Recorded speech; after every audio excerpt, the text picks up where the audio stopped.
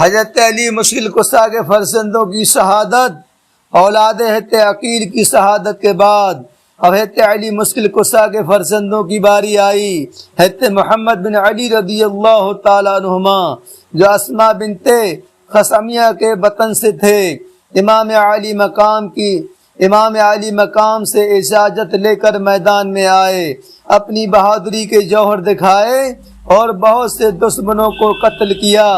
آخر قبیلہ بنی آبان کے ایک شخص نے آپ کو زخمی کیا اور جب آپ زمین پر گر گئے تو اس نے آپ کا سر تن سے جدا کر دیا رضی اللہ تعالیٰ عنہما۔ حضرت عثمان بن علی، حضرت عبداللہ بن علی، حضرت جعفر بن علی کھڑے ہوئے۔ حضرت علی رضی اللہ تعالیٰ عنہما کے یہ تینوں فرزند ام البنین کے بطن سے تھے اور امام علی مقام علی جدہ علیہ السلام کے ایسے وفادار جانثار تھے۔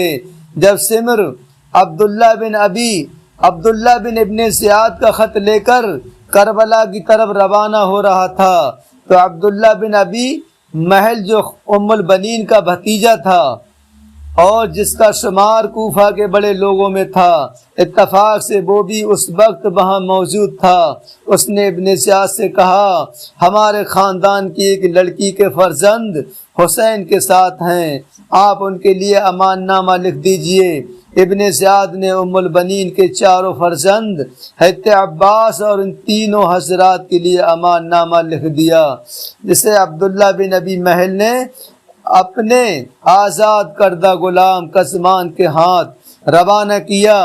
وہ امان نامہ لے کر ان حضرات کے پاس پہنچا اور کہا کہ آپ کے ماموزاد بھائی نے آپ لوگوں کے لیے ابن زیاد سے امان نامہ لکھوا کر بھجوایا ہے۔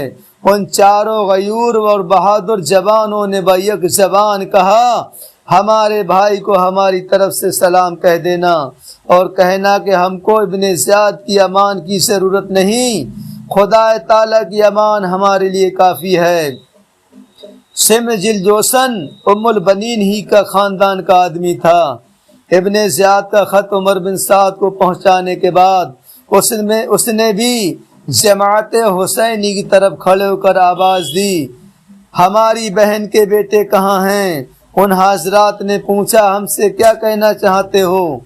اس نے کہا کہ تم لوگوں کے لیے امان ہے۔